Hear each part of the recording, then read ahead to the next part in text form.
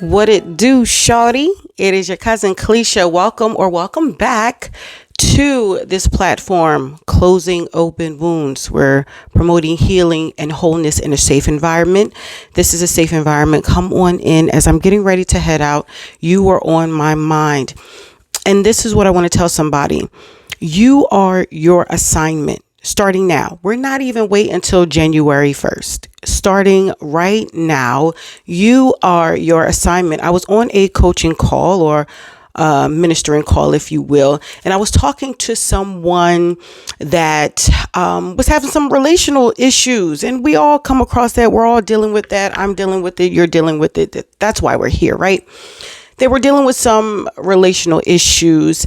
And, I heard their side of the story and I said, okay, so what are you bringing to the table as a woman? What are you bringing to the table? And I know that is a sticky topic. What does a woman bring to the table? A woman shouldn't have to bring anything to the table. The woman is the table.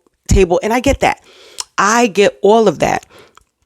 But biblically speaking, from that Proverbs 31 woman, what we fail to extract from that is that the Proverbs 31 woman was about her business. Did she take care of her home? Absolutely. Did she take care of her husband? Of course she did. But she was also in her bag. She also had something of her own. And I don't think we really realize that. This, which I'm about to tell you, I've been married before. You guys know that.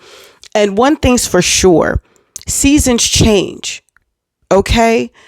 Now, my future husband will have to have the heart and the mind to want to take care of me, to want to provide for me. He won't have to do it on his own, but he has to have that heart and that passion and that posture to want to be able to take care of me and our household.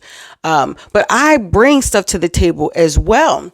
My grandmother even raised me, always have your own. Don't even go nowhere. If you don't got bus fare to get home, don't even go. If you don't have money to make a phone call, back then we had pay phones, don't even go. Always have your own. But being an ex-wife, I am here to tell you what you may not realize is that even if you have a man that is 100% taking care of the finances and everything like that, seasons change. Unfortunately, at some point, seasons change. I was married and not to get too much into it, but my ex-husband had a medical issue where he had to be home. You know what I mean? I think for almost 2 months. And let me tell you, every bill was still paid. We did not miss a beat. We didn't miss a meal. Nothing got cut off. Nothing. Why? Because your girl had it. So this is what I'm saying. And this is what I instructed the young lady, beautiful, you know who you are, who I was talking to. And just to remind her and remind you that, woman of God, you are your assignment. What are you bringing to the table? And I'm guilty of this as well. Now, I've always been ambitious. I've always had my own stuff. But in my younger years, being a young wife, my identity was solely contributed or tied up into being a wife and my husband. And that's where a lot of us are falling short. Back in the day, years ago, that was common. As long as you got married, the husband took care of all the finances, you took care of the home. It's rare that we're seeing that now. Now, women, sometimes single women, we're making more than the men. You understand what I'm saying? So there's a hybrid sometimes of different household genders and whatever. We're not getting into that. My point for this video is saying, what do you have if seasons change in that relationship and that man can't provide? Are you going to sink? Is your household going to go without? This is why it's imperative and it's important for a woman to have her own stuff. God forbid you're divorced like me. God forbid. What will you have? Is your credit in order? Do you need to go back to school? Do you need your license? Do you need a better apartment? What is it? What is your career goals? What is it? There is more. The Proverbs 31 woman, she was a seller. She went out there. She had land. She had items that she was selling. She was a homemaker. She was all of the above. What do you have? Okay. We cannot put all this pressure on a man. You understand what I'm saying? You still have to be able to sustain just in case, God forbid, seasons change. Okay. And now I'm going to segue into this a little bit. Because sex is so easy to obtain from anywhere, from everyone now. Before, you had to have stuff going for you. Now you could just, look on your phone and you can have a rendezvous in an hour. Okay. In 5 minutes. Right. Sex is so easily obtainable. So men can get sex anywhere. What sets you apart from other women? Now, and let me say this first. I believe in beautifying yourself. I believe in doing whatever you want to do to make yourself feel like you need to feel. If it's, whatever you want to do, if it's BBLs, if it's cosmetic surgeries, if that's what you want to do, do it. You got the money to do it, do it. You know what I mean? Let your soul be happy. However, since that is the going on right now, that's what everyone is just attraction right now. And everyone's beautiful in their own way. What do you have in addition to that? What do you have? What do you have that no matter if the man comes or goes, you are still sustained, not just financially, but emotionally? Like, get in your bag. I am at the point in my life where one monkey don't stop no show. Okay? Your girl is booked and busy. And I'm telling you, this is the cheat code to my life. Before, I was in another place. I was unhealed. I didn't know who I was. And that's a whole nother topic, a whole nother subject, a whole nother day. Okay. Because first of all, like I told a woman in a women's conference that I was a part of, that a man can't steward what he doesn't know that he has. And I'm talking about you. We rely on men so much. We put so much pressure on them when we need to ask God for our identity. We need to seek the Father. Okay, because we're not doing that. And then we get in these relationships and in these marriages and we're still depressed. We're not happy and we're wondering why and yada, yada, yada. It's because you don't know who you are. I've been there. I've done that. No judgment here. Free zone. I'm just giving you something to think about. Please work on yourself. You are your assignment. Okay? Do you feel good when you stand next to a man?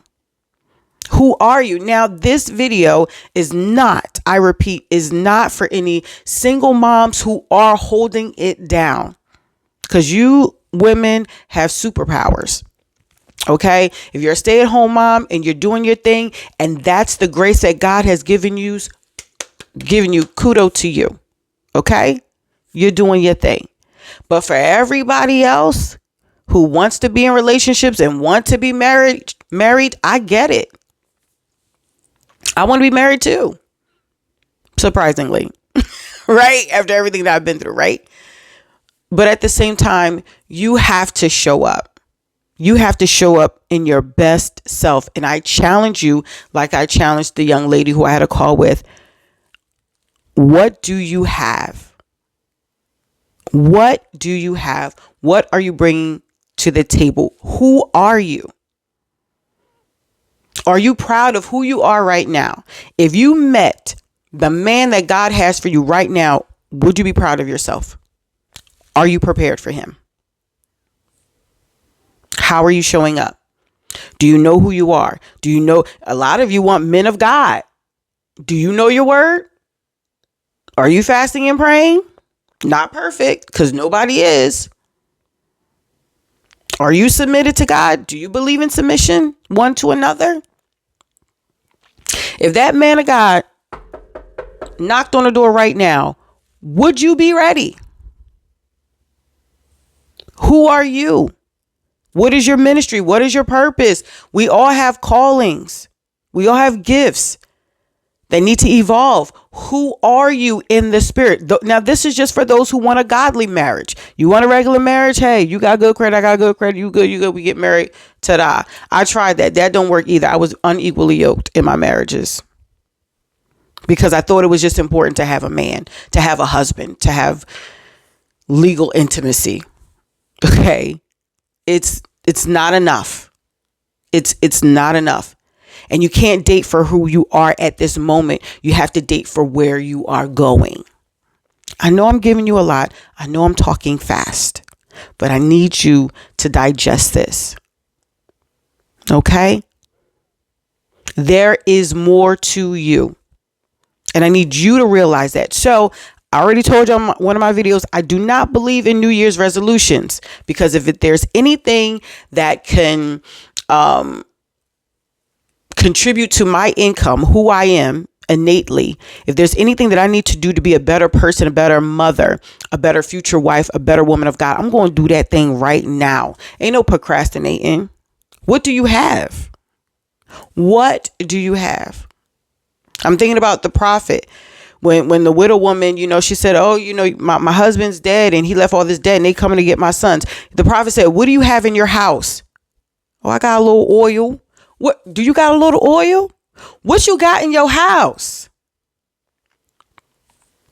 Okay. What is going to stand you out from the rest? Everybody's beautiful. Everybody got poker twos that anybody would like. So it's not hard for us to get a man. I could be married tomorrow. Okay. That's not it. It's the quality of who you are to attract the quality of man that you want. It is time for us to up our game, and we're going to start now. We're going to start today. Promise me that you're going to start today. Promise me you're going to take the next few days and think about, what do I need to do to increase my value? I love you so much. I'm on my way to a corporate party and I got to go. I love you. Like, share, and subscribe, and let me know in the comments, like, this is what I'm doing, or email me, closingopenwounds@gmail.com. I would love to hear from you. Let's talk. I got you. Your cousin's here. All right. I love you so much. I'll see you in the next video. Take care.